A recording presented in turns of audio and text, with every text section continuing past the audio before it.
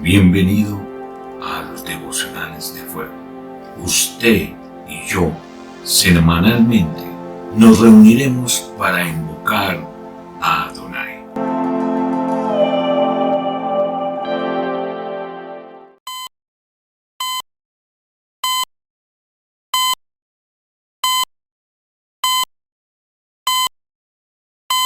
¿Cuál es tu iglesia? En ese contexto, el término iglesia se refiere a las comunidades o congregaciones locales de cristianos que habitan en cada ciudad, y no al edificio o edificios en los que se reúnen para el culto. Haciendo un símil con las 7 iglesias de Apocalipsis para empezar, debemos tener en cuenta que en los 7 casos se incluye la advertencia: el que tiene oído, oiga lo que el Espíritu dice a las iglesias, que fueron seleccionadas por nuestro Señor Jesucristo, probablemente por encontrar en ellas elementos significativos para su mensaje y por adoptar un simbolismo aritmético en el que el número 7 indica totalidad, el cuerpo. Algunos suelen interpretar las 7 iglesias como la presentación de 7 diferentes periodos de la historia de la iglesia, desde los tiempos de Pablo hasta el regreso de nuestro Señor Jesucristo, por lo cual no estoy de acuerdo de que revela las 7 fases de la historia espiritual de la iglesia. No hay bases sólidas para esto. Más bien, encierra en general el carácter espiritual de cada comunidad o congregación a través del tiempo en que está la iglesia aquí en la tierra, ya que solo hay una iglesia que estará unificada en Cristo cuando se presente el arrebatamiento. Por eso hago la apertura: ¿cuál es tu iglesia? Por lo tanto, debemos estar atentos a las manifestaciones espirituales de cada grupo, sea la iglesia que había abandonado su primer amor, o sea, desamor, que eso está en 2.4, la que sufre persecución, que está en el 2.10, la que necesitaba arrepentirse, el 2.16, la que tenía una falsa profecía, la 2.20, la que se había quedado dormida, la 3.2. En Mateo 13, 25 al 26, es la actitud complaciente y conformista de una iglesia. La que había esperado con paciencia, la 3.10, y la iglesia que era tibia e insípida, la 3.16. Todos estos los encontramos en el libro de Apocalipsis. ¿Cuál de estas actitudes se encuentra tu congregación? Pero las acechanzas de Satanás no quedan aquí. En esta era de la posmodernidad, en la cual he hablado en el anterior capítulo, se oculta muy sutilmente el enemigo en la iglesia, manifestándose culturalmente y en una aparente libertad en Cristo. Nos encontramos envueltos en la sensualidad, en esa envoltura que progresivamente nos lleva a la inmoralidad sexual, que a su vez sabemos que es una idolatría. Sí, idolatría a la sensualidad. A continuación, trataré de detallar la acechanza del enemigo, lo que está sembrando ocultamente en la iglesia. Que el Espíritu Santo me ayude, ruego que me esté mostrando. Primero vamos a ver cómo actúa el enemigo. Aunque muchos conocemos ya sus artimañas, eso no deja de sorprendernos cómo sutilmente va penetrando camufladamente en la iglesia que está aquí en la tierra. Por ejemplo, utiliza a otras personas, como nos lo dice 2 de Pedro 3.17. Influye en los pensamientos, como está en Romanos 12.3. Ataca nuestra identidad, como está en Mateo 4.3. Toda la raza humana ha caído bajo el control de las fuerzas satánicas, acerca de las cuales el apóstol Pablo habla en Efesios 6.12, y dice: porque no estamos luchando contra poderes humanos, sino contra malignas fuerzas espirituales del cielo, las cuales tienen mando, autoridad y dominio sobre el mundo de tinieblas que nos rodea. Pero acuérdese lo que Pablo vio, lo que Dios le permitió. Hay 3 cielos, según la interpretación y revelación que nos ha mostrado el Señor a través de Pablo. En el segundo hay una guerra y se refleja en este mundo terrenal, físico, en esta dimensión, específicamente contra gobernadores malignos y autoridades del mundo invisible, contra fuerzas poderosas de este mundo tenebroso y contra espíritus malignos de los lugares celestiales. ¿Usted sabe la dimensión de esta guerra? ¿Lo que puede hacernos? Mire, al decir las tinieblas de este siglo contra huestes espirituales, la palabra tiniebla se refiere a toda fuerza satánica que se opone a la luz de Dios, a su palabra. Se refiere al antagonismo contra la voluntad de Dios Jehová. En esta categoría se incluyen todas las influencias mundanas y todas las huestes espirituales. No seamos tan incautos, tan confiados. Estamos en el campo enemigo aquellos que realmente somos hijos de Dios y discípulos de Cristo. Los poderes espirituales quieren ganar el espíritu, el corazón tuyo y mío, el corazón del ser humano, que de alguna manera han ido escuchando la palabra de Dios Jehová. Hay una lista interminable de esas fuerzas espirituales, claro. Nos han hablado mucho de eso, tal vez. Entre esas se incluye el paganismo, religiones, la idolatría, la superstición, la hechicería, el comunismo, el sectarismo, el neoliberalismo, el extremismo, el materialismo, etc. No terminaríamos nunca. La variedad y los tentáculos que tiene este ser monstruoso. Recuérdese que esta lucha tiene que ver con ideas, enseñanzas humanas y filosofías para ganar la mente tuya o mía y nuestro corazón. Son muy sutiles, hasta nos pueden hacer ver cosas que aparentemente no tienen importancia ni la relevancia que podríamos nosotros darle a sus artimañas. Es por eso que Satanás siempre ha tenido tantos falsos maestros y engañadores en el campo religioso. Trayendo a colación en el Antiguo Testamento, en Primera de Reyes 22, 19 al 23, los invito a que lo lean, o en el 12, versículo 3, voy a extraer una parte que me llama mucho la atención. Yo saldré y seré espíritu de mentira en boca de todos sus profetas. Mire eso. Dios nos está advirtiendo, hermanos y amigos, cuando nos dicen sobre el mundo de tinieblas que nos rodea. Es la expresión que se refiere al mundo de hoy, hermanos, el cual está completamente bajo el gobierno de tinieblas del diablo. ¿Qué nos pasa? Como dice esa frase coloquial, ¿qué nos pasa, hermanos? Él es el que rige a través de sus ángeles demoníacos o malignos, pero Dios Jehová nos da la solución al no estar solos. No estamos solos, tenemos el poder del Espíritu Santo, la ayuda, su presencia, nada más que su presencia. Y mire, en Mateo 10 nos muestra cómo podemos estar capacitados con la presencia del Espíritu Santo, hermanos. En Gálatas 6, 1 al 2, nos dice que somos equipados para restaurarnos los unos a los otros. No lo desconozcamos, hermanos. Y también nos habla aquí que estamos equipados con armas poderosas, y nos lo dice el apóstol Pablo al mencionarlo en Efesios 6, 13, 18. Por tanto, tomad toda la armadura de Dios para que podáis resistir en el día malo, y habiendo acabado todo, estar firmes. Qué lindo. ¿Lo crees, hermano? Yo lo creo. Bueno, ¿en dónde actúa este enemigo? ¿En dónde? Porque tenemos muchas conjeturas. Tengamos en cuenta que el cuerpo de Cristo es el nombre dado a la iglesia, en que Pablo describe a la iglesia como un cuerpo único.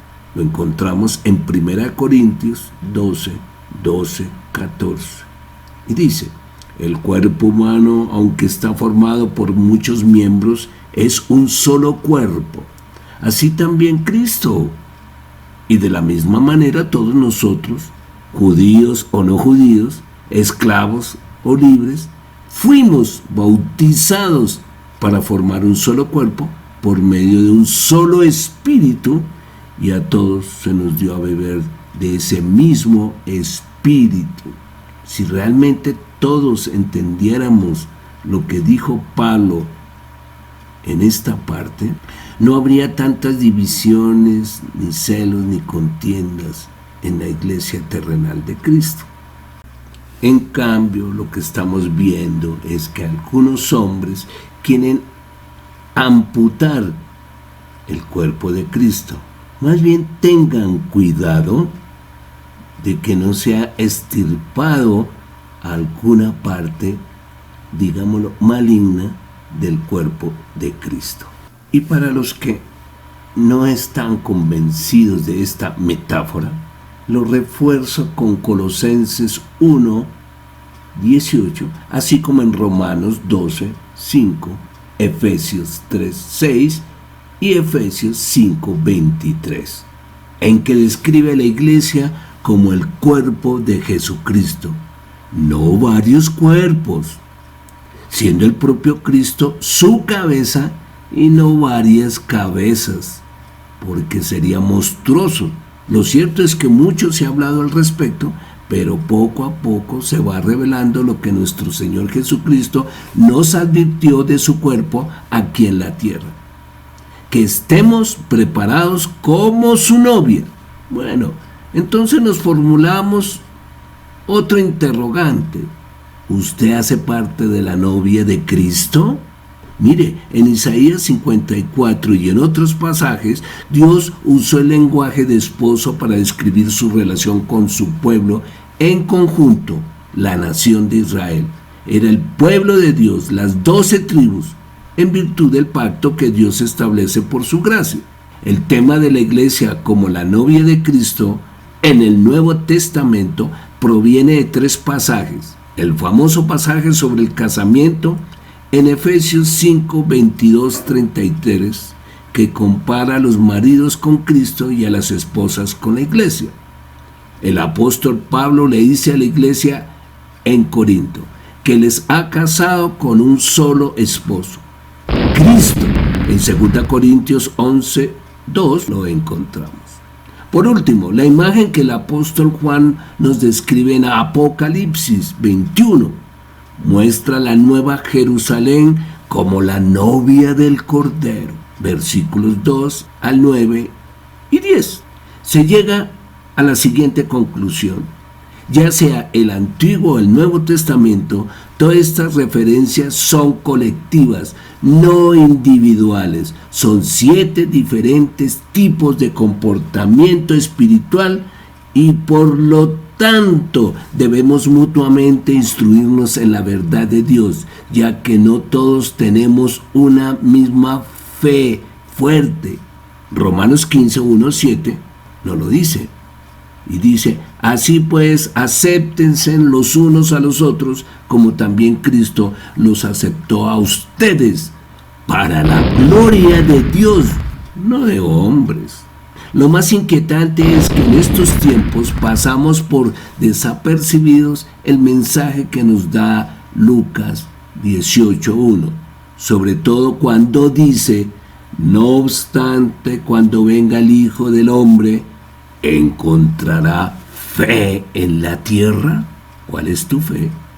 ¿Cuál es la fe de ese grupo en que estamos reuniéndonos, esa congregación, esa denominación, o como la queramos llamar, que hace parte del cuerpo de Cristo?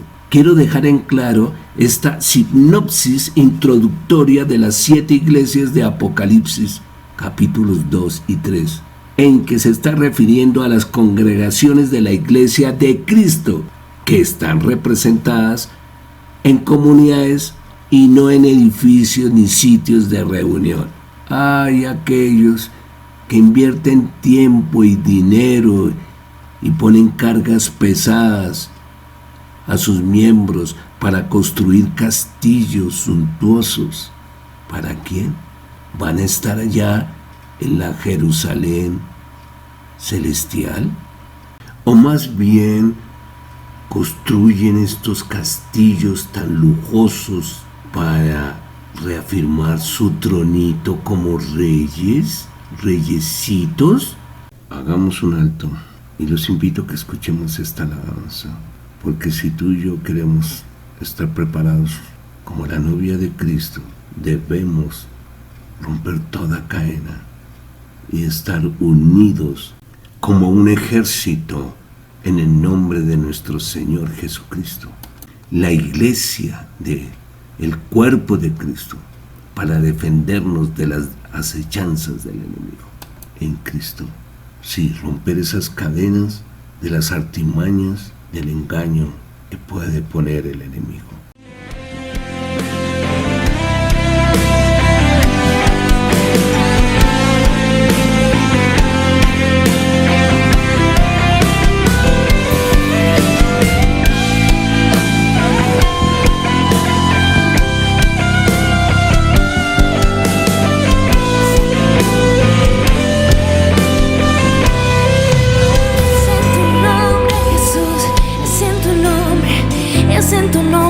Sobre todo nombre, nombre en el cual hay salvación, nombre ante el cual toda rodilla se dobla, nombre que hoy confesamos, porque tú eres el Señor y no hay otro Dios. Y en esa victoria que tú ganaste hoy para nosotros, Jesús, hoy nos levantamos como un ejército, como el ejército de Dios, de los redimidos, de los victoriosos, porque es tu victoria la que nosotros vivimos hoy.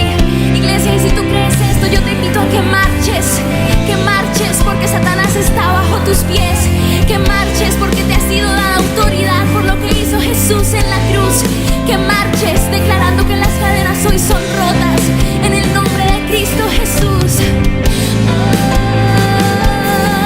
Tenemos la victoria, tenemos libertad, porque es nuestro Dios el vencedor, y declaramos: oigo caer cadenas, oigo caer cadenas de opresión, de enfermedad se caen, oigo caer cadenas de oscuridad, de engaño, oigo caer cadenas. Vamos, abre tu boca, decláralo. Oigo caer, se caen las cadenas en el nombre de Jesús. Oigo caer cadenas, oigo caer cadenas, oigo caer cadenas. Solo declaramos: oigo caer cadenas. Oigo caer cadenas. En nuestras familias, en nuestra nación, Oigo caer cadenas.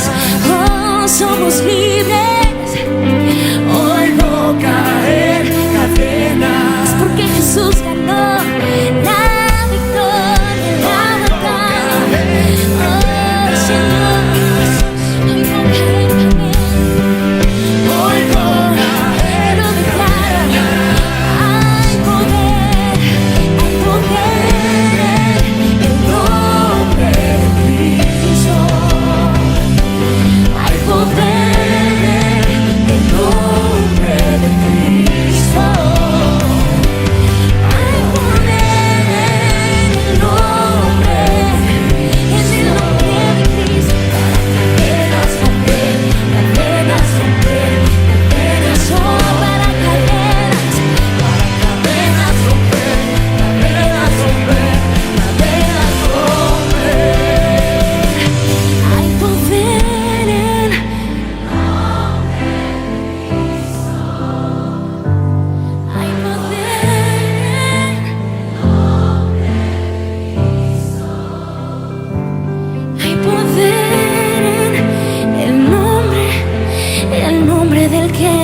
Cristo para cadenas romper, cadenas romper, cadenas romper. Oh, yo soy libre. Hermanos y amigos, si realmente queremos mantenernos en victoria, debemos estar unidos como cuerpo de Cristo para mantenernos en este mundo y para estar preparados para cuando Él venga por su iglesia. Unidos, hermanos. Si no lo estamos, veremos a muchos de nuestros hermanos caídos, derrotados, con sus armaduras puestas, que es lo más triste. Al examinar más de cerca estos mensajes, es interesante notar que Jehová nos muestra claramente las dificultades y las influencias que los miembros de las congregaciones de cada región caerían. Por lo tanto, nos advierte que debemos estar velando y orando. ¿Y cómo? Unidos. En Lucas 21:36 nos habla claramente que debe ser constantemente para soportar y resistir. Aquí se describe situaciones que pueden encontrarse en la iglesia en cualquier tiempo de la historia. Y no como se piensa que las 7 iglesias son eras. Hay demasiada especulación en este respecto. Lo cierto es que el que tiene oídos oiga lo que el Espíritu dice a las iglesias. El que venciere no sufrirá daño de la segunda muerte. Apocalipsis 2:11. Entonces, sigámonos formulándonos las siguientes preguntas. ¿Por qué Dios el Padre, el autor de este mensaje, escogió 7 iglesias? Apocalipsis 1:1. ¿Qué relevancia tienen para nosotros estos mensajes hoy en día en la posmodernidad? Como veremos de aquí en adelante, Dios escoge estas 7 iglesias para dar instrucciones a su pueblo a través de los siglos. Al referirse a cada una de estas congregaciones, Dios Jehová dijo que Él sabía de nuestras obras, conocía nuestros retos y cómo estábamos respondiendo a ellos. Él nos exhorta a que nos arrepintamos de nuestros errores y actitudes que nos llevan a pecar y a que permanezcamos fieles, perseverando en la salvación. Apocalipsis 2:7. Esta verdad también se expresa en Colosenses 1:23. Sin embargo, la Biblia claramente enseña que el que nazca de nuevo es un redimido y no tan solo un creyente sin creerle. Es su fe en Cristo que te va a mantener perseverando. Todo lo puedo en Cristo que me fortalece. Aunque las circunstancias no fueran las mismas, las tuyas o las mías, este mensaje fue similar para cada una de las iglesias, es decir, para el carácter espiritual de cada comunidad o congregación, la tuya o la mía. En el Evangelio de Juan, las palabras de Jesús a la iglesia son muy claras. Debemos dar a conocer a Dios a través de nuestra vida juntos como el cuerpo de Cristo. Uno de los propósitos de Dios Jehová es que maduremos, crezcamos espiritualmente en comunidad, no solo por nuestra cuenta. El engaño o error que se está cometiendo al predicar es el de interpretar las 7 iglesias que los individuos son la novia. ¿Las novias de Cristo? No es solo un error inocente, sino una interpretación errónea, viciada, doctrina de hombres. Puede tener graves consecuencias y las estamos viendo para nuestra adoración, nuestro alcance y nuestra propia santificación. La iglesia como congregación debemos crecer espiritualmente estando unidos. Cuando adoramos a Dios como cuerpo de Cristo congregacionalmente, de manera espiritual y en su verdad, utilizamos un lenguaje que captura nuestra relación con Él. Esto es cierto en la oración, predicación y la alabanza. La iglesia ha sido infectada desde hace muchos años con canciones tipo Jesús es mi novio. Y me pregunto si una mala interpretación de esta imagen bíblica es la culpable de lo que estamos hoy viendo. Cuando instamos a nuestras congregaciones a cantar sobre estar enamorado de Dios, en lugar de amar a Dios, evocamos una imagen romántica, sentimental y hasta sensual. Y las consecuencias es ver danzas alabando al Señor sensualmente, movimientos de caera, mujeres que se visten de una forma muy sensual, que están invocando, provocando la inmoralidad sexual, que se hace eco del error de las novias de Cristo. La novia de Cristo es la congregación, las congregaciones. No veo en ninguna parte de la Biblia estas nociones románticas y solitarias que profesen estar enamorados de Jesús. Y ya que eso roza el tema candente de la homosexualidad en algunas congregaciones. Mucho cuidado. Tenemos que tener en claro el tipo de amor que debemos tenerle a nuestro Señor Jesús, con respeto, honra. Además, podemos correr el riesgo de enviar el mensaje equivocado también a las mujeres, tratando de animarlas al celibato. Dice que porque están casadas con Cristo, esto no es útil y sí muy peligroso. Pongamos un ejemplo, las enseñanzas de la Iglesia Católica respecto a las monjas se han colado en la cultura más amplia de la Iglesia en este punto. El Catecismo de la Iglesia Católica, en el párrafo 923, enseña que las monjas son desposadas místicamente con Jesucristo y que son una imagen escatológica de esa esposa de Cristo. ¡Uy, qué barbaridad!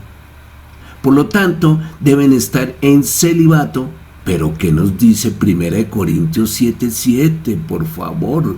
Personalmente quisiera que todos fueran como yo, dice el apóstol Pablo. Pero Dios ha dado a cada uno diferentes dones, a unos de una clase y a otros de otra. Por lo tanto, es un don y no una condición humana, hermanos. Esto es un cultivo para la homosexualidad, ¿sabían? Y para la promiscuidad. Tenemos que cuidar a las mujeres solteras de nuestras iglesias con respeto y amor bíblico, como un vaso más frágil que son. Haciendo un pequeño paréntesis respecto al casamiento y el matrimonio, aquí encontramos ciertas diferencias que nos lleva a comprender la obligación ante el Estado y el propósito divino en esta cita de 1 Corintios 7:7. Después de hacerles esta descripción, que espero que sea bastante descriptiva del tiempo que estamos viviendo en las iglesias, la pregunta es, ¿qué pasa con la iglesia de Cristo ante el enemigo oculto que es la sensualidad y que por consiguiente nos está trayendo la inmoralidad sexual? Lo claro es que se mundializó en todas las áreas, la inmoralidad está anidada y lo grave es que destruye el alma, afecta mentalmente, y 1 de cada 7 pastores, por ejemplo, están sometidos a este terrible flagelo. 70% de congregaciones tienen algún tipo de cautividad de inmoralidad sexual. Son fortalezas. Es la batalla más grande que tenemos que enfrentar tú y yo hoy en día. Hasta nuestras oraciones son estorbadas porque cautiva la mente, fantasías y pasiones desorbitadas. Mire, en Isaías 9, del 1 al 2, nos habla claramente. La Biblia nos recuerda que no nos desanimemos o imaginemos que una cultura inundada de inmoralidad sexual le robará a la iglesia su poder. No. En el primer siglo, el Imperio Romano practicó inclusive una serie de perversiones sexuales. Pero Dios Jehová usó ese pecado como telón de fondo para resaltar el poder del Evangelio a través de la santidad que debe y tiene su iglesia, por la cual viene a llevársela. Recordemos cómo varias ciudades donde vivieron los primeros creyentes, la descripción del apóstol Pablo de la Roma dominada por los gentiles apareció referencias a la homosexualidad.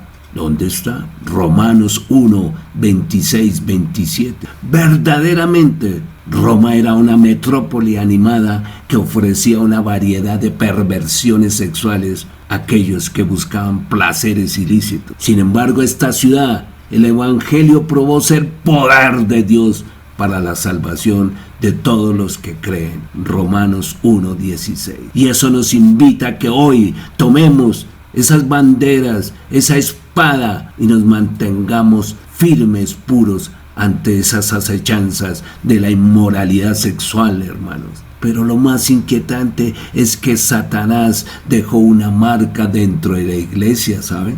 Con ideologías y filosofías y sabiduría del mundo, con su cultura y su falsa piedad y amor. Los invito a que analicen el versículo de Mateo 13, del 24 al 30. Hermanos, estamos viendo que nos hemos dormido todos nosotros los creyentes.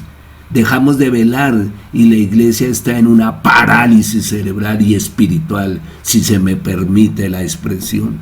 La mala hierba es la gente que está con el maligno. Tú y yo lo sabemos, pero también nos han invadido las congregaciones. El enemigo que puso la mala hierba entre el trigo, ustedes saben que es el diablo, Satanás. La cosecha es el fin del mundo, hermanos, y los que recogen la cosecha son los ángeles. Lo mismo que le pasa a la mala hierba, que se saca y se quema en el fuego eterno, va a suceder en el fin del mundo. Las evidencias son claras para dar un veredicto de la semilla del mal. En la antigua Corinto fue infame por su licenciosa sexualidad. Tenían una fama de inmorales sexuales. El que tenía esa costumbre de inmoralidad sexual lo llamaban corintiano. El apóstol Pablo agregó entre los estilos de vida pecaminosos que la inmoralidad sexual se manifestaba con los adulterios y los hombres que practicaban la homosexualidad. 1 Corintios 6, 9. Algunos de la iglesia de Corintios, siendo creyentes, estuvieron entre esos grupos. Ahora miremos también la iglesia de Galacia. Sus obras de naturaleza pecaminosa eran la inmoralidad sexual, la impureza y la sensualidad, y las orgías no faltaban. Gálatas 5, 19, 21. Como podemos ver, la iglesia siempre ha sido perseguida no solamente por predicar la palabra de Dios, sino también perseguida para ser contaminada por la inmoralidad sexual. ¿Y qué se dice, por ejemplo, de la iglesia de Éfeso? Esa ciudad era un sitio donde tenían un gran templo dedicado a la diosa griega Artemisa y que tenía sacerdotisas, entre comillas, prostitutas, para que la gente fuera allá y se entregaran a los placeres más inmundos e inmorales. Su centro de idolatría era una gran estatua de la deidad de Artemisa, donde escogió fuerza la cultura de la sensualidad y toda clase de impurezas contaminando la iglesia. Eso está en Efesios 4, 19. Pero las cosas no quedan ahí. Miremos en Tesalónica, una ciudad de más de 100,000 habitantes en esos días, y Pablo, que encontró una cultura de depravación. Eso lo tenemos en 1 de Tesalonicenses 4, 3. Además, encontramos en las Escrituras los receptores de 1 de Pedro también vivieron entre los paganos y estaban bombardeados por llamados a sucumbir ante los deseos pecaminosos y libidinosos. 1 de Pedro 2, 11 al 12. Sin embargo, ellos resistieron la maldad que había alrededor de ellos como linaje escogido, real sacerdocio, nación santa, pueblo que pertenece a Dios Jehová. Aleluya, eso es lo que tenemos que hacer hoy en día. Y eso está en 1 de Pedro 2:9. Pero cobremos ánimo, vamos para adelante. Aunque la perversión sexual se manifieste en la iglesia hoy, Dios tiene una historia de hacer que su evangelio brille aún más donde la cultura es más oscura y perversa. Y como dijo el apóstol Pablo, y la ley se introdujo para que abundara la transgresión, pero donde el pecado abundó, sobreabundó la gracia, para que así como el pecado reinó en la muerte, así también la gracia reine por medio de la justicia para vida eterna, mediante Jesucristo nuestro Señor. ¡Qué maravilloso es esto! Aunque tenemos todas estas evidencias descritas en la Biblia, que la iglesia primitiva desconocían y que hasta ahora se estaban construyendo, hoy que tenemos la presencia del Espíritu Santo y toda esta información que estamos viendo de advertencias, lo triste es que dentro de las iglesias hoy se siguen cometiendo los mismos pecados de inmoralidad sexual. La ceguera está tan fuerte que no pueden discernir un poco. La conciencia está cauterizada. Se omite la advertencia del apóstol Pablo de exhortar a eliminar el pecado que rodeaba a la comunidad de creyentes y que reprendió profundamente a los corintios por tolerar el pecado que había entre ellos y poner en riesgo a toda la comunidad. Es toda la comunidad. Lo más grave es que después de todo, así como un poco de levadura leuda toda la masa, el pecado que se tolera también puede contaminar a toda una congregación. ¿Qué estamos tolerando? Por tanto, el apóstol Pablo llamó a los corintios para que tiraran la vieja levadura e hicieran una nueva masa, diciendo: desháganse de la vieja levadura para que sea masa nueva, panes sin levadura, como lo son en realidad. 1 Corintios 5:7. En otras palabras, el apóstol estaba pidiendo a los creyentes que limpiaran el mal y los pecados que habían en medio de ellos para que pudieran vivir una vida santa acorde con la realidad de que habían sido santificados por Cristo. Recuerden que sin santidad no podemos ver al Señor.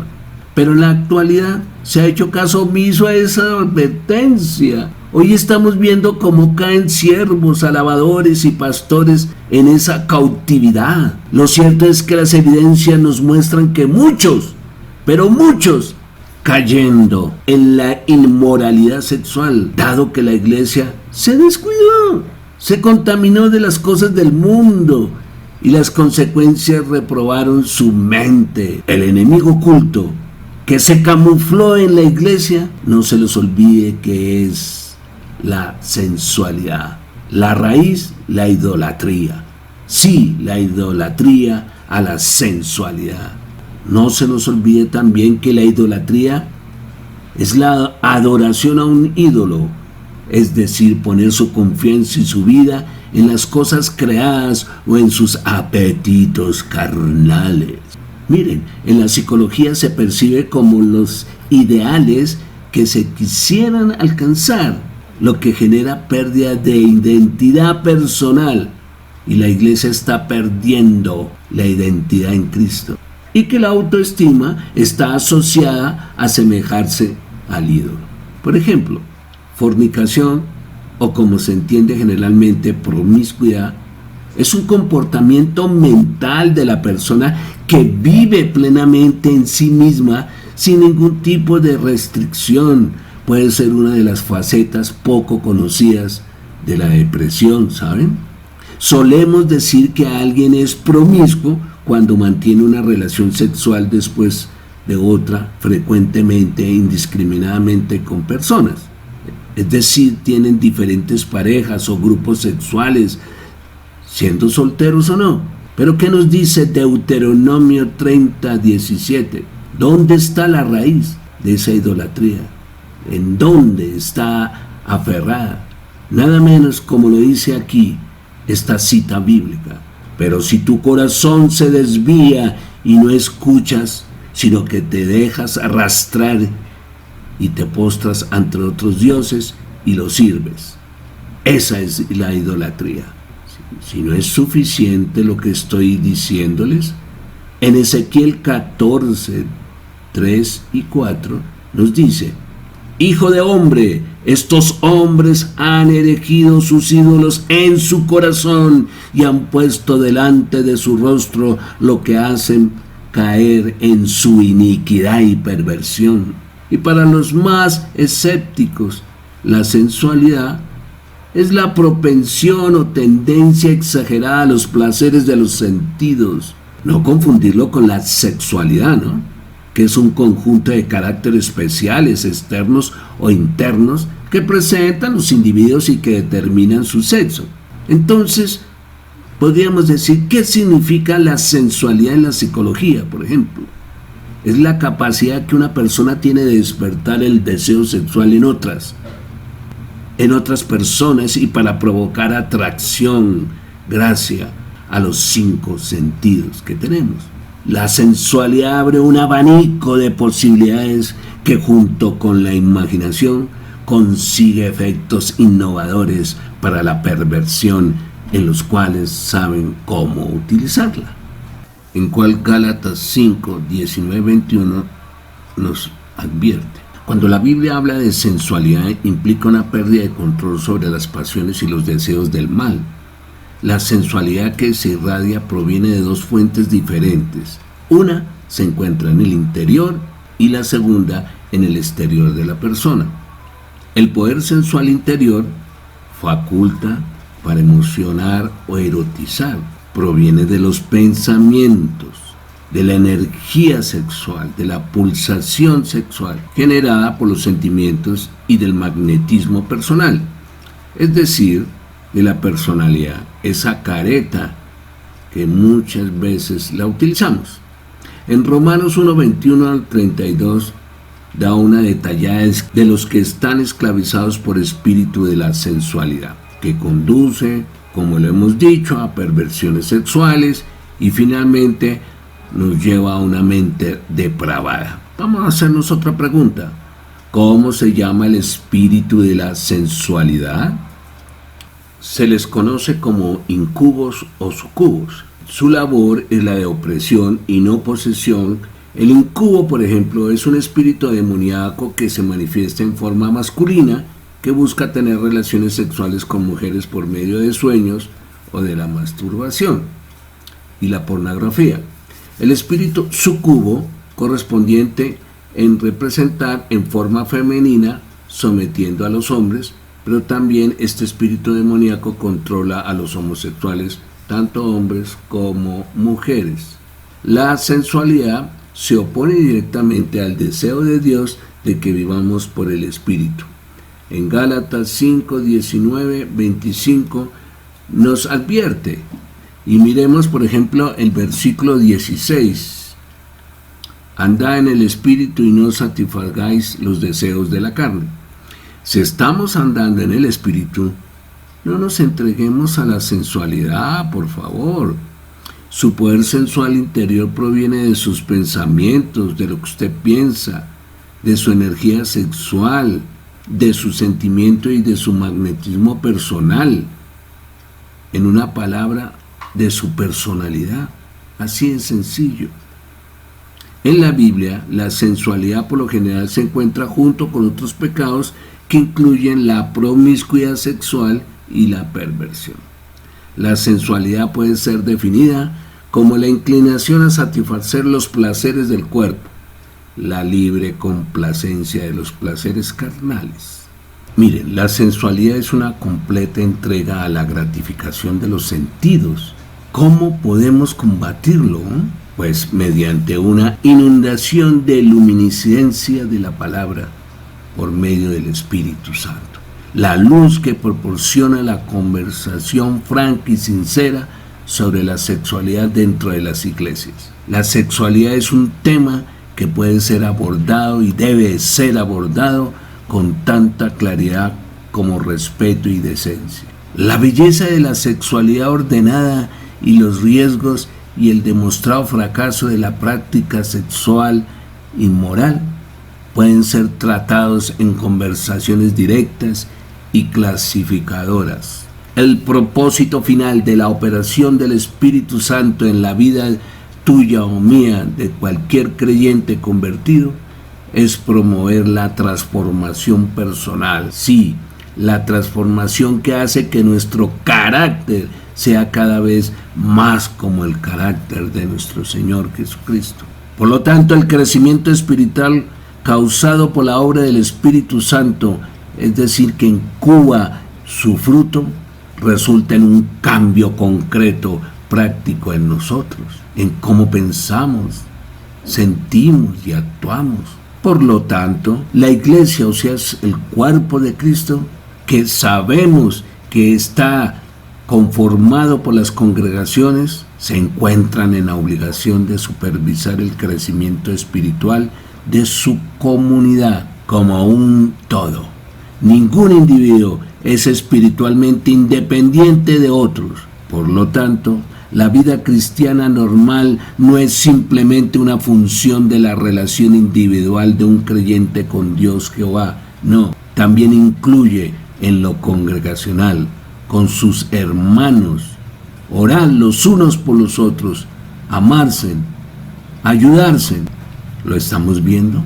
En los últimos años, gran parte de la esperanza sobre el crecimiento espiritual lamentablemente se ha concentrado en las personas. Y eso, porque no lo hacen muy seguido, excluyendo de la formación espiritual como cuerpo de Cristo. Sin embargo, la comunidad o congregación cristiana es fundamental para la identidad espiritual de un cristiano. Yo no soy autónomo, soy una persona en comunidad para amar a mis semejantes. No puedo ser quien soy independiente de mis hermanos. La palabra comunidad es instructiva. Una comunidad es un cuerpo de individuos unificados en torno a algo que tienen en común. ¿Y cuál es? Mostrar a Cristo. Y ustedes me dirán, ¿de dónde saca usted esto? Pues las comunidades cristianas significa comunidad a través de, ¿y en quién? En Jesucristo. Miremos Juan 17, 20 al 23, hermanos. Miremoslo. Y dice así: para que todos sean uno. ¿Quién lo dijo? Nuestro amado Jesús a nuestro Padre Celestial. Y continúa él diciendo: como tú, oh Padre, en mí y yo en ti, que también ellos sean uno en nosotros, para que el mundo crea que tú me enviaste. ¿Lo estamos haciendo? La gloria que me diste, yo les he dado para que sean uno. ¿Estamos mostrando la gloria de Cristo? Y continuó: así como nosotros somos uno, yo en ellos y tú en mí, para que sean perfectos en unidad, hermanos. Comunidad. Vuelvo y repito esta frase coloquial. ¿Qué nos pasa? Por lo tanto, el objetivo de toda comunidad cristiana es reconocer uno al otro como portadores del mensaje de salvación. En Efesios 4, 12 y 13, el apóstol Pablo habla sobre la importancia de la maduración en la fe al abordar y describir la comunidad de la iglesia como un todo, no como individuos aislados.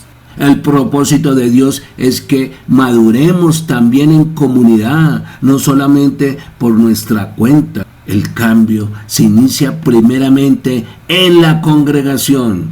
Una de las enormes implicaciones de esta afirmación es que el pecado es una preocupación de la comunidad.